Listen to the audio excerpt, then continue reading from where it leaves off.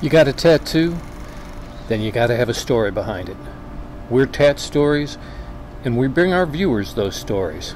Coming up, from the gymnasium at San Diego City College, check out our crew member, Baseball Guy, as he forages for ink tales at the Expo Lucha, where Lucha Libre comes alive with action and characters of all types. And no, you won't be seeing Jack Black. Our first story comes from Sin Bodhi, who let's just say likes working with his hands. Our second is a Spanish take on ink from the famous luchador Pirata Morgan, interpreter included. And our third is from legend Vampiro, who has no filters, and neither do we.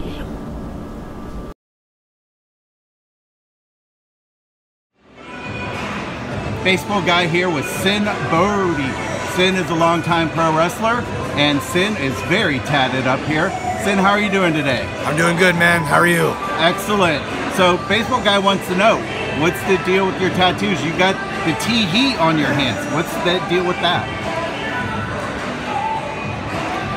When this clown gets you in the ring, it ain't no laughing matter. And the last thing you're gonna do is giggle until I send you into that oblivion when these little itsy bitsy spiders creep across your throat. Squeeze that gizzard until you're off to the next. And then I say, tee-hee, it was nice knowing you. You're welcome for the free trip. So, Sin, what was your first ever tattoo and how old were you? I was 16. Underneath there was a little Casper the Ghost Devil, like a hot stuffed devil with a little diapers and a shotgun. And I just picked it off the board and was at a big scary biker place. And the guy scared the crap out of me because I was just a spindly little soft-faced little nerd kid. And I wish I kind of kept it just for the history of it, but it's there. I mean, it is there, really. Do you have any room to bring it back anywhere else? I actually reinvented it. It's on my leg down here. I tattooed it myself on my leg, kind of upside down one night. I thought that would have been a good idea. Awesome. Well, Sin, I hope you have a wonderful time here at Lucha Expo. Thank you, sir. And thank you so much for your time. This is Baseball Guy here, and I've got Pirata Morgan. Pirata's going to tell us in Espanol how he got his tattoos. ¿Cómo agarró sus tatuajes? En 1995 me salgo del Consejo Mundial. In 1992, I got out of the CMLL in Mexico. Y empiezo a andar como luchador independiente. So I started working as an independent wrestler. Y siempre quise ser un luchador diferente.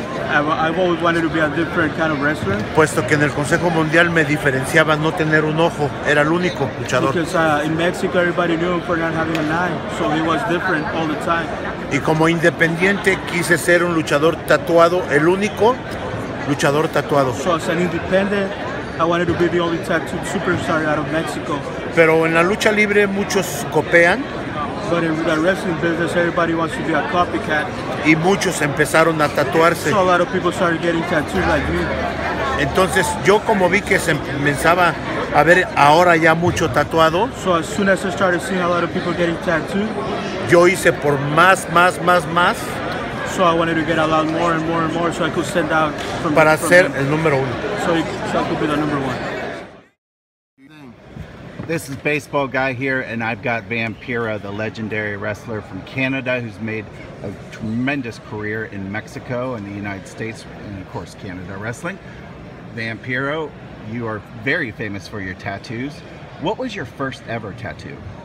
I was like I'm trying to remember the exact year. I was like 14, I think. 82, 83, 84, something like that.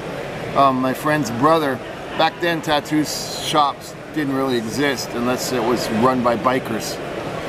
Usually Hells Angels or something like that. There was, tattoo studios were real kind of underground still, so to speak. It wasn't mainstream yet. And my friend's brother had a tattoo kit.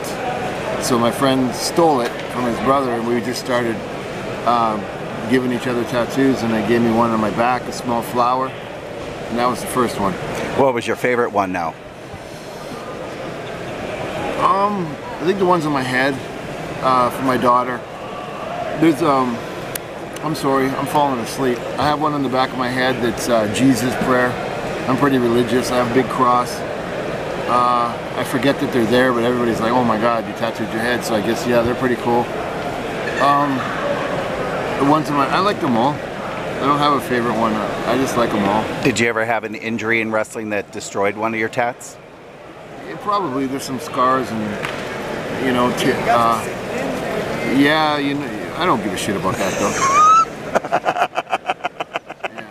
Awesome. Well, thank you so much, Vampiro. You have a wonderful day. That's it? That's your big goddamn interview? I could ask you some more. All right. Why don't you tell me about what you got going on right down here then? What about the taquitas? I'm a big fan of the movie The Boondock Saints, and the two brothers that were vigilantes.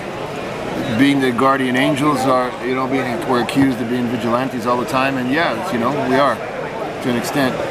So in the movie, the one guy had varitas, the other guy had akitas on his trigger fingers, but I had other tattoos and they didn't fit anywhere, so I got them there. I'm a huge fan of the movie.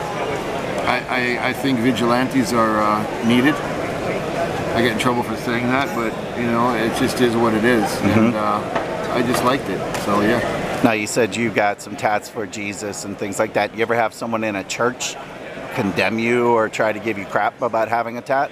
Fuck yeah! I mean, not just at church, everywhere. Yeah. But you know, back when I started doing tattoos, you know, when I get them on, like the ones on my face or my head, that freaks people out. But when I started getting tattoos, I was still in high school, and I started getting sleeved out. But you know, I've been a rockabilly fan, a punk rock fan, and it's part of lifestyle. So a lot of people back then in the early '80s didn't get it, especially coming in a small town in Canada. But I still get criticized to this day. But now every fucking like there's women have more tattoos than men.